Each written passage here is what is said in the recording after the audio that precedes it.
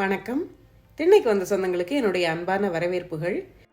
இன்னைக்கு திண்ணையில் நாம ராகி சேமியாவை வச்சு ஒரு சுலபமான காலை உணவு பண்ண போகிறோம். இதுக்கு நமக்கு 10 நிமிஷம் கூட தேவைப்படாது.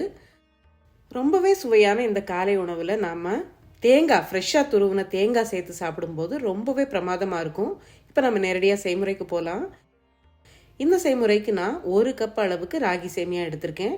இது 2 பேர் சாப்பிட்றதுக்கு சரியாக இருக்கும். இப்போ ஒரு பாத்திரத்தில் 1.5 கப் பாலும் 1/2 கப் தண்ணீரும் சேர்த்து நாம காய்ச்சிக்கலாம். பால் நல்லா கொதிக்க ஆரம்பிச்ச பிறகு அந்த பாலில் நம்ம ஏற்கனவே எடுத்து வச்சிருக்கிற 1 கப் அளவுக்கு ராகி சேமியாவை சேர்த்துக்கலாம்.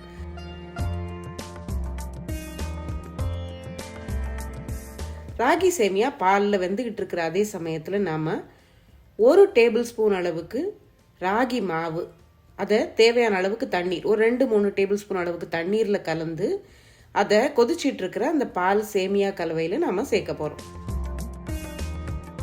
சேர்த்த பிறகு கொஞ்ச நேரம் விடாமல் கிளறிட்டே இருங்க. மிதமான தீயில வச்சு ஒரு 4-5 நிமிஷம் நாம் வேக விட போகிறோம். இப்போ பார்த்தீங்கன்னா தெரியும், சேமியா நல்லாவே வெந்துருச்சு. இப்போ நாம் ஒரு சிட்டிகை அளவுக்கு உப்பு சேர்த்து கலந்து விட்டுட்டு கூடவே 1/4 டீஸ்பூன் அளவுக்கு சுக்கு பொடி சேர்த்து கலந்துக்கலாம். தேவைப்பட்டா நீங்க 1/4 டீஸ்பூன் அளவுக்கு ஏலக்காய் பொடி கூட சேர்த்துக்கலாம்.